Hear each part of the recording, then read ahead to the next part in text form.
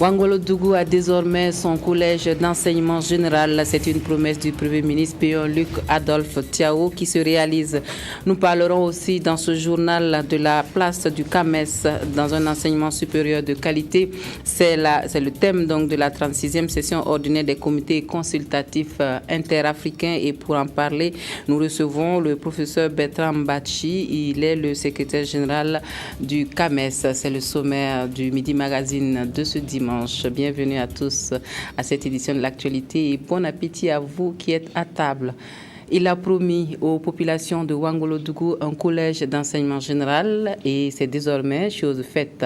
Le collège est une réalité et c'est toute la commune rurale qui dit merci au Premier ministre venu inaugurer personnellement le CEG, promesse d'une éducation de qualité pour tous. C'était jour de fête à Ouangoulo-Dougou hier, samedi, nous dit Simplice Barreau. Pour marquer son attachement à Ouangoulo-Dougou, le chef du gouvernement tient là une des promesses qu'il a faites aux habitants de ce village de la région des Cascades. La construction d'un collège d'enseignement général est une réponse aux sollicitations des parents d'élèves qui voyaient souffrir leur progéniture obligés de continuer leur cursus secondaire ailleurs. Je connais ce village depuis déjà 2002 et j'ai observé donc depuis lors que malheureusement ce gros village et la dizaine de villages environnants ne disposaient pas d'un collège. Et les enfants, vous imaginez, qui sont ici à Ouangoulo-Dougou, sont obligés de partir jusqu'à Niangoloko. C'est à 35 km d'ici pour fréquenter donc la 6e et ensuite continuer leur cursus. Et cela, bien sûr, faisait en sorte que, malheureusement, très peu d'enfants n'avaient pas cette possibilité. Les parents ne connaissant pas des gens donc, à Niangoloko, donc les enfants étaient obligés donc, de rester à la maison, ils ne pouvaient plus partir. Dans leur adresse, les ministres en charge de la communication et des enseignements secondaires et supérieurs ont relevé les efforts du Premier ministre en faveur du développement de l'éducation au Burkina. Ils ont en outre appelé tous les acteurs du système éducatif, la région des Cascades, à faire des sacrifices pour la réussite des élèves. L'inauguration du CEG de Ouangoulo-Dougou est donc une aubaine pour les populations qui n'ont pas marchandé leur déplacement afin de célébrer avec le donateur l'événement. Luc Adolphe Tiao a profité de l'occasion pour inciter les élèves du CEG au travail. La leçon semble être comprise. Je promets au Premier ministre de bien travailler à l'école, un jour devenir comme lui. Le Premier ministre a également remis du matériel informatique à la direction de l'établissement et des vivres à la communauté musulmane de Ouangoulo-Dougou. Il faut noter qu'une forte délégation de la ville de Ouangoulo-Dougou en Côte d'Ivoire a aussi fait le déplacement. Et le Conseil africain et malgache sur l'enseignement supérieur va parler qualité de l'enseignement supérieur à la 36e session des comités consultatifs interafricains. Le professeur Bertrand Mbachi est sur notre plateau pour des précisions sur cette rencontre. Bonjour professeur. Bonjour. Et bienvenue sur le plateau du Midi Magazine de la télévision du Burkina. Merci bien. Professeur, nous allons, si vous le voulez bien, nous intéresser à la thématique que vous proposez à cette 36e session. On a aujourd'hui une prolifération quand même de structures d'enseignement supérieur privées au Burkina Faso. Comment vous jugez de la qualité de l'enseignement dans ces institutions-là? Bien, il faut dire que nous avons effectivement comme mission de réguler, harmoniser la politique d'enseignement supérieur et de recherche au niveau de l'espace CAMES. Et pour cela, nous avons un certain nombre d'outils qui nous permettent d'accomplir cette mission. Nous avons des référentiels qui permettent d'évaluer la formation, d'évaluer les enseignements, les diplômes qui sont délivrés. Donc par rapport à ces référentiels, on peut effectivement dire quelle structure privée assure un bon enseignement. Il faut également ajouter que cette évaluation-là procède d'une certaine démarche. Il s'agit d'abord que l'État qui est en charge de l'enseignement supérieur dans le pays puisse donner un avis par rapport à un enseignement privé qui est assuré. Et ce n'est qu'après leur avis, c'est donc une condition préalable, ce n'est qu'après leur avis et sur requête du promoteur de l'établissement que le CAMES peut se prononcer et évaluer. Donc l'évaluation ne se fait pas n'importe comment, il faudrait que l'établissement manifeste le désir de se faire évaluer. À partir de ce moment, le CAMES intervient. Bon, ou sinon, si l'établissement ne manifeste pas ce désir-là, il est laissé libre à lui-même de procéder comme il veut alors? C'est-à-dire que le CAMES n'intervient pas dans le fonctionnement direct des États. Le CAMES est un conseil. Nous conseillons les bonnes pratiques. Et c'est pourquoi nous sommes en train d'envisager, dans le cadre du plan stratégique de développement du CAMES, qui est articulé en 7 axes, nous sommes en train d'envisager un axe particulier sur la démarche qualité. Et nous espérons que le secteur public et le secteur privé de l'enseignement supérieur pourront vraiment s'approcher de nous, pourront s'approprier ce programme afin de savoir ce qu'il faut faire. Parce qu'on ne peut pas non plus jeter la pierre à quelqu'un qui ne sait pas que ce qu'il fait est mauvais. Donc nous allons vraiment sensibiliser au maximum pour que, après, les États prennent le relais et se mettent à évaluer de manière systématique les établissements qui se créent. En parlant de diplômes, de la qualité de ces diplômes-là, est-ce qu'on peut avoir l'assurance que les diplômes obtenus dans ces établissements peuvent permettre des inscriptions un peu partout dans l'espace CAMES et même au-delà de l'espace CAMES? Non, c'est vraiment un problème. Et effectivement, dans le cadre de l'intégration, il faut que ces diplômes-là se fassent évaluer par le CAMES. Je vais vous dire, j'ai recruté quelqu'un, un agent au CAMES qui est en stage. Cet agent-là a une licence qu'il a obtenue dans une école privée. Malheureusement, cette licence-là n'a pas été reconnue encore par le CAMES.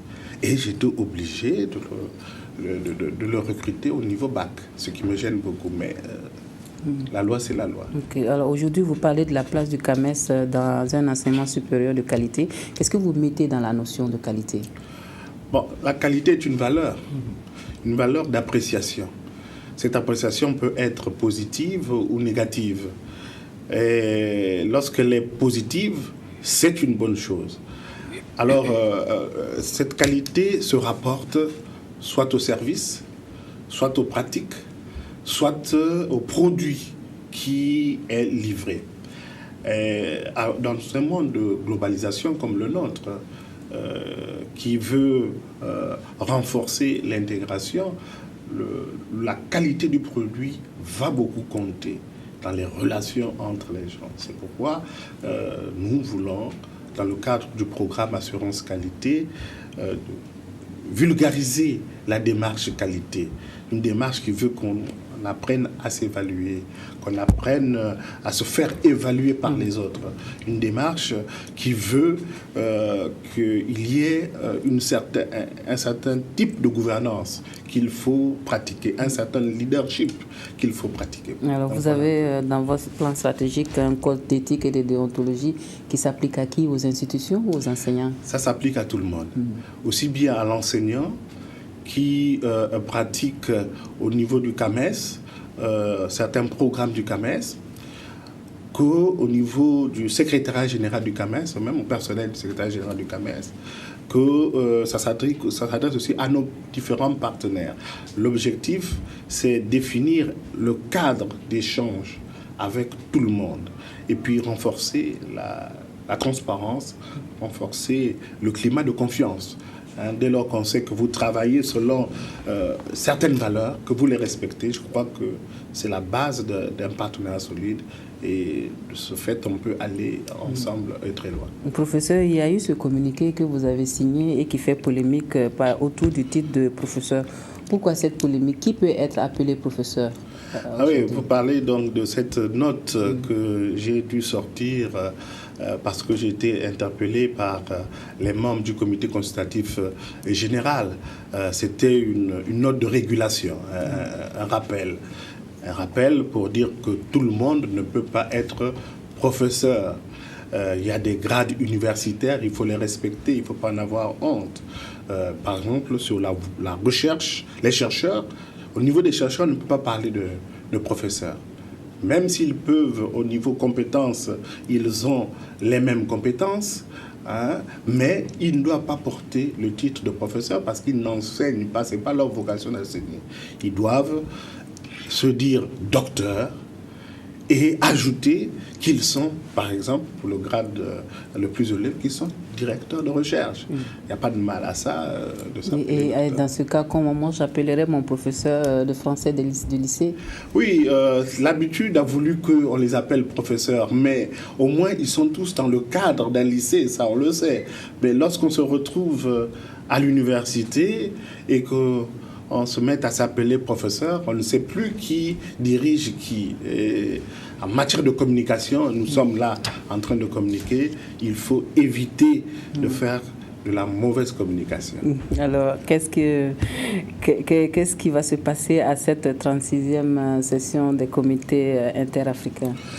Nous attendons à peu près plus de 1000 dossiers. Plus de 1000 dossiers. Les experts vont arriver. Les rapports externes qui ont été envoyés pour des analyses aussi vont arriver. Il y aura donc une confrontation pour assurer la promotion à différents grades. Au terme de cette session, nous aurons un renforcement des capacités parce qu'il y aura des promus. Mais en marge de tout ça, il y aura aussi d'autres réunions. Nous allons par exemple innover. Nous allons profiter de la présence des recteurs qui seront là, qui travaillent dans le cadre du comité consultatif général. Profiter de la présence des organismes partenaires, des directeurs d'organismes de recherche pour entamer un dialogue avec le monde de l'entreprise, avec les dirigeants des patronats de l'espace CAMES. L'objectif, c'est faire en sorte que nous puissions ensemble nous approprier la problématique de l'emploi des jeunes. Voir quel mécanisme on peut mettre en place pour que la formation soit en adéquation avec l'emploi. Voir ensemble comment chercheurs et chefs d'entreprise peuvent identifier des problématiques pour renforcer l'entreprise, pour créer plus de richesses. Donc, voyez-vous, nous allons vraiment au centre maintenant. Le CAMES se veut désormais un appui actif au développement socio-économique des pays membres.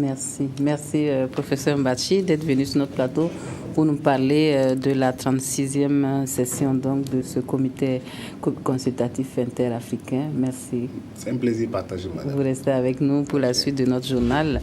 Le continuum éducatif est un défi pour les acteurs de l'éducation au Burkina Faso et la 15e promotion de l'École nationale des enseignants du primaire de Waiguya s'inscrit dans cette dynamique. Les nouveaux enseignants ont été invités donc à donner le meilleur d'eux-mêmes pour atteindre les objectifs d'un enseignement pour tous et de qualité. Herman Toui. Après 2 années de dur labeur, la 15e promotion de l'École nationale des enseignants du primaire ENEP de Waiguya est au terme de son parcours. Ils sont plus de 680 stagiaires admis provisoirement qui seront bientôt mis à la disposition du ministère de l'Éducation nationale. Même si les résultats définitifs ne sont pas encore disponibles, le premier responsable de l'école rassure qu'ils sont excellents, d'où les motifs de satisfaction. Dans l'ensemble, les résultats sont excellents. Mon seul souhait est que les élèves puissent mettre en application tout ce qu'ils ont pu acquérir pendant ces 2 années de formation. Cela dénote que tous les acteurs ont conjugué leurs efforts pour pouvoir mener à bien cette formation. Le parrain a prodigué des conseils à ses filleuls et les a invités à être des instituteurs exemplaires. Ils ont choisi d'être des enseignants, qu'ils soient fiers d'être enseignants. Ils vont travailler à mériter cette fierté-là, aussi bien de leurs collègues, mais également de l'ensemble de la population et de l'ensemble de la communauté éducative. On est apte et prêt à servir. Donc, tous ceux qui sortent sont motivés. On est là pour relever le défi de l'éducation. La de l'ENEP de Waiguya est l'une des premières à bénéficier de 2 années de formation après plus d'une décennie de formation initiale d'1 an. Cette formation reçue permettra à ses futurs enseignants d'être des hommes et des femmes capables de relever les défis de l'éducation au Burkina. C'est par une plantation d'arbres que la cérémonie a pris fin. Les parlementaires de la CEDEAO recommandent la création d'un centre régional de ressources et le renforcement des capacités des députés en matière de technologie de l'information et de la communication. Les grandes conclusions de la réunion délocalisée de la commission mixte éducation et communication sur le développement du secteur d'éthique en Afrique de l'Ouest avec Kwame Bama et Anna Lucie Keri. 3 experts, dont le chargé des télécommunications à la commission de la CEDEAO, la communauté des États de l'Afrique de l'Ouest, se sont succédés pour présenter 5 communications. Des communications portant notamment sur les dispositifs institutionnels dans l'espace communautaire pour le développement des télécommunications, la politique de développement des services de communication électronique en faveur d'un marché commun régional, les enjeux et les opportunités d'éthique, les technologies de l'information et de la communication. Ce qui a permis aux participants de mieux cerner le thème de leur rencontre, le développement du secteur des télécommunications en Afrique de l'Ouest, défis et perspectives. Pour être outillés, nos pays doivent, dans ce domaine-là, mettre un certain nombre de directives en place pour qu'on puisse arriver à la date qui a été fixée comme la date limite, participer à ce grand événement planétaire. Les différentes interventions ont été suivies de débats à l'issue desquels les parlementaires communautaires ont formulé des recommandations, dont la création d'un centre régional de ressources qui devra aider les États membres à bien contrôler ce qu'ils émettent ou reçoivent comme message. Qui ne maîtrise pas le circuit de traitement de l'information est pratiquement en insécurité. Et les travaux de ces 4 jours nous ont permis justement de nous rendre compte de cela et de réaffirmer cela dans les recommandations, invitant donc vraiment la Commission à tout mettre en œuvre pour réussir ce projet d'interconnexion et d'autonomisation de nos télécommunications au niveau de la région. Le deuxième vice-président représentant le président du Parlement de la CEDEAO et le co-président de la commission mixte, la commission éducation, jeunesse, sport et culture, et la commission communication et technologie de l'information ont réitéré leur profonde gratitude aux autorités burkinabées pour leur manque d'attention et à leurs collègues députés pour leur assiduité et leur contribution au succès de leurs travaux. Le groupe Africom a pris de l'avance sur l'échéance de la TNT et présente sa nouvelle chaîne de télévision numérique. Donc, Soleil d'Afrique n'a pas été un long chemin tranquille, ont confié les promoteurs aux journalistes. Le projet est en phase expérimentale, mais le plus difficile est derrière. Si Sylvestre Da était à la conférence de presse, son compte rendu. Soleil Télévision est présenté par ses promoteurs du groupe Africom comme étant la première télévision numérique au Burkina et au sein de l'espace IEMOA. Un décodeur et une antenne distribuée par le groupe permettent de recevoir les images. Actuellement en phase expérimentale, Africom dit faire face à pas mal de difficultés liées notamment à l'exploitation de ces fréquences. J'ai reçu une fréquence en 2008. Et ça m'a permis de travailler sur cette fréquence pour pouvoir commander le matériel que j'ai commandé et à travailler pendant des années avec mes fournisseurs et pouvoir mettre en place ce projet. Donc à un moment donné, on m'a dit que la fréquence était sur la même fréquence que la fréquence du CRDMA de Lonatel. Et je n'ai pas cherché à comprendre pourquoi vous pouvez attribuer une fréquence à 2 sociétés. Donc, mais pourquoi nous sommes même au même pied d'égalité, nous sommes tous des sociétés de droit burkinabé. Nous avons tous le même droit. Je ne comprends pas pourquoi aujourd'hui je suis dans mon droit, je paye, je ne dois rien à l'ARCEP ou je ne dois rien à qui que ce soit par rapport à ça. Je ne comprends pas pourquoi on m'a signé des huissiers pour me faire arrêter parce que tout simplement c'est Lonatel. Mais ce n'est pas moi qui ai fait la faute. Le groupe Africom chiffre ses investissements à coût de milliards et son dispositif sera à même d'héberger les chaînes de télévision et de radio nationales pour la diffusion en mode TNT. Une manière pour les promoteurs d'apporter leur touche au développement du secteur privé et soutenir l'État burkinabé dans la mise en œuvre de la TNT. Ma structure peut aujourd'hui apporter un plus à l'État, surtout dans le domaine de la TNT. Si l'État dit aujourd'hui, prenez toutes les chaînes locales et les mettre ensemble pour qu'on puisse voir comment ça va se comporter, comment les populations vont apprécier. Voilà une idée. Moi, je le ferai pour eux. Si l'État me dit, Monsieur Cissé, nous avons des techniciens, est-ce que vous pouvez les prendre en formation chez vous? Je vais le faire. Parmi les correspondances qu'Africom a reçues de la CEP, il ressort que l'autorité propose de nouvelles fréquences au groupe. Des propositions que Kader Cissé et ses collaborateurs rejettent. Je ne peux pas comprendre que toutes les télévisions ont des licences de 10 ans. On m'impose une licence de 1 an avec des papiers qui sont mal faits.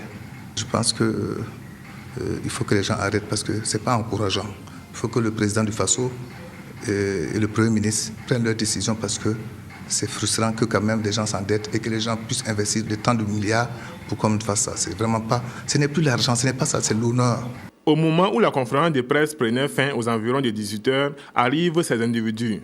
Ils disent être des envoyés de la CEP avec un mandat du procureur du Faso, les autorisant à mettre sous scellé les installations du groupe Africom, mission qu'ils ont exécutée. La caravane du civisme qui parcourt le Burkina depuis le mois d'avril est passée par Bobo Dioulasso et les populations de Sia ont eu droit à leur part de sensibilisation sur les valeurs citoyennes. La promotion de ces valeurs est essentielle pour le bien-être du citoyen. C'est l'avis de Julie Prudence Nigna. Et elle veut faire passer ce message donc à travers cette initiative Kadou Roumenki. Cela fait quelques mois que le ministère en charge des droits humains et de la promotion civique poursuit sa caravane du civisme dans les chefs-lieux des différentes régions du Burkina Faso. Ici, à Bobo Dioulasso, c'est le même appel à un comportement citoyen qui a été lancé aux populations des Hauts-Bassins. Dans le passé, il était quelquefois rare de voir certaines personnes revendiquer, une certaine frange de la population revendiquer ses droits, alors qu'aujourd'hui, les gens n'hésitent pas à revendiquer leurs droits, ce qui témoigne quand même qu'ils ont une certaine connaissance maintenant de leurs droits.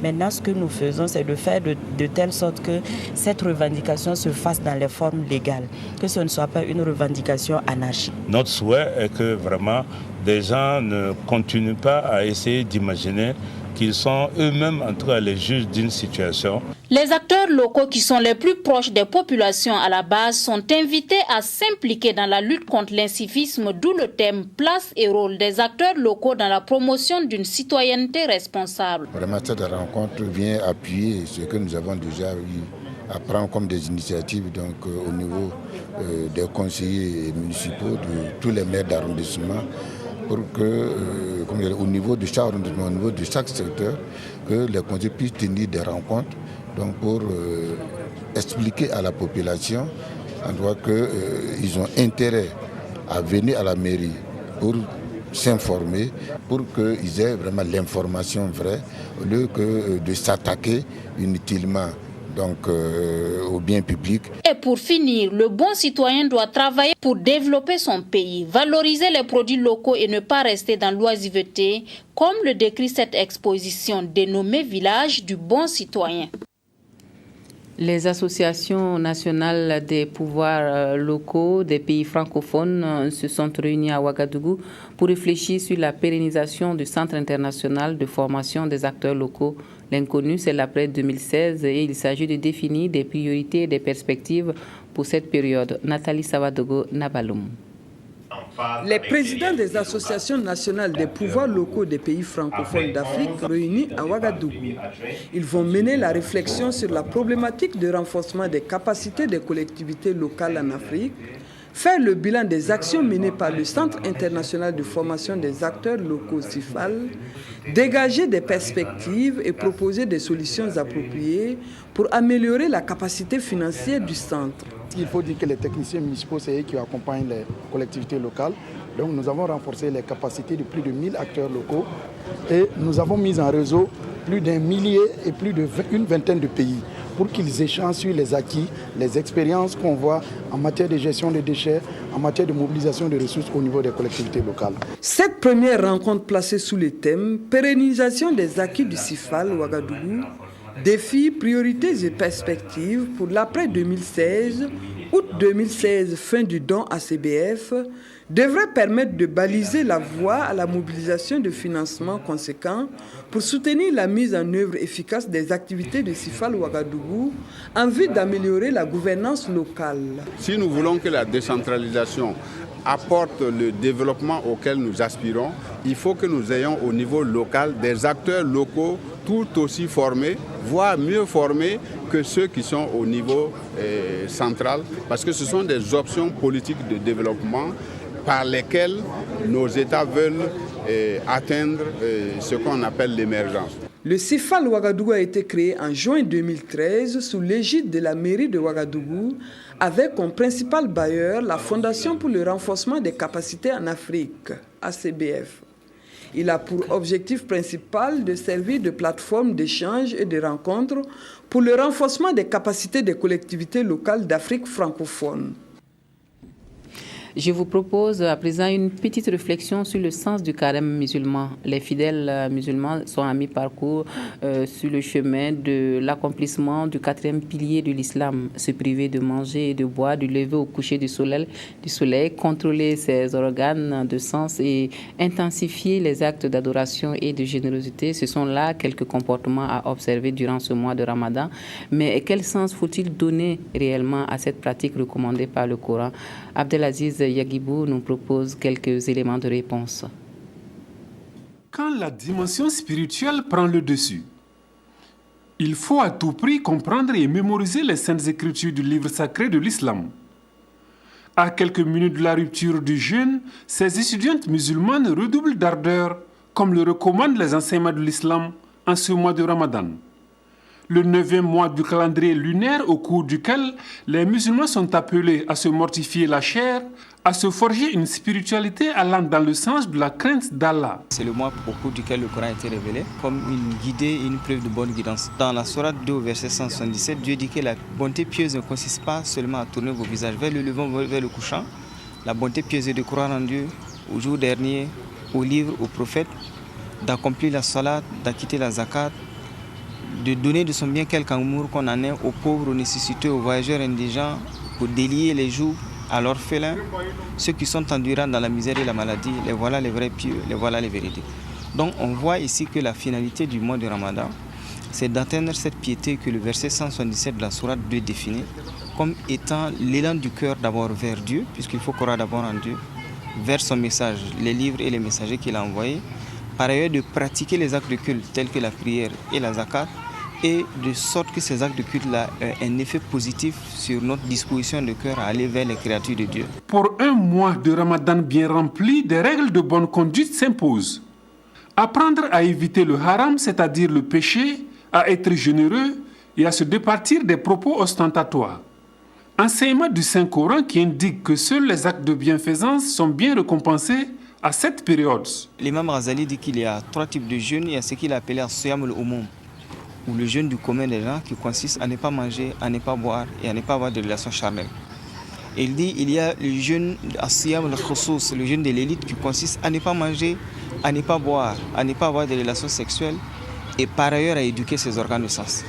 Puisque le prophète sallallahu alayhi wa sallam dit celui qui jeûne et qui ne s'abstient pas de mensonges ou de propos calomnieux, Dieu n'a nul besoin qu'il se prive de sa nourriture et de sa boisson. Et enfin, la 3e catégorie de jeûne, c'est As-Siyam al-Khusous, ou le jeûne de l'élite, qui consiste surtout à orienter son cœur tout entier vers Dieu pendant toute la journée de jeûne, du début du jeûne jusqu'à la fin, de sorte que le jeûne ait un impact positif sur nous à la sortie du mois de Ramadan, Inch'Allah. Conformément aux préceptes de la religion prêchée par le saint prophète Muhammad, il est recommandé de manger avec modération et d'éviter l'excès et le gaspillage, surtout au moment venu pour la rupture. Dans la façon de manger, le prophète sallallahu alayhi wa sallam nous dit mange en tenant compte de 3 choses. Une partie pour l'air, une partie pour la nourriture, une partie pour l'eau. Donc dans la façon de manger, le musulman doit être frugal, il doit être sobre. Et quand on est sobre, à la fin de Ramadan, on ne se venge pas de la nourriture à la fin de la journée de Ramadan. On mange juste ce dont on a besoin. Et le prophète sallallahu alayhi wa sallam nous a donné un excellent modèle quand il nous demande de manger des dattes qui sont légères et qui sont riches en sucre. Donc nous remontons rapidement notre taux de glycémie et nous donnons de l'énergie à notre organisme. Le temps d'aller à la prière, on peut boire également, puisque le prophète sallallahu alayhi wa sallam dit romps ton jeûne avec des dattes. Si tu n'en trouves pas, bois de l'eau car l'eau purifie le corps. Nous devons diminuer notre quantité de nourriture justement parce que c'est ça la philosophie du Ramadan. En réduisant la quantité de nourriture, nous pouvons dégager un excellent que nous pouvons offrir aux autres. Véritable école qui permet aux musulmans de fortifier leur foi, l'accomplissement du 4e pilier de l'islam ne doit s'apparenter à une parenthèse que l'on ouvre et que l'on referme aussitôt après le carême. La foi, le sens du partage et du pardon cultivé durant ce mois doivent s'inscrire dans la durée, et cela pour le salut ici-bas et à l'au-delà. Voilà, on s'arrête là pour le Midi Magazine de ce dimanche sur la télévision de Burkina.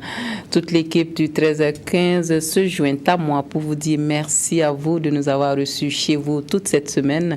Je vous souhaite à tous une excellente journée dominicale et une très bonne reprise de travail pour demain. À bientôt.